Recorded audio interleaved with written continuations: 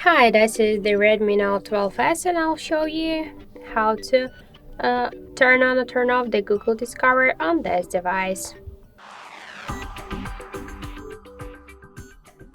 So now it's turned on, and if you want to turn off this option, just pinch, tap on the right down corner to the settings, click to more, and you'll see here -1 screen. Switch Google Discover to none. Just now let's go back and we could see that the Google Discover is successfully disabled. If you want to turn on this option by the same way, go to the settings, tap to more, tap to -1 screen section and switch now to Google Discover. Also you could use the app wallet. And just let's go back and we could see that the Google Fit option is activated. So that's it. Thank you for watching, and if you find this video helpful, leave thumbs up and subscribe.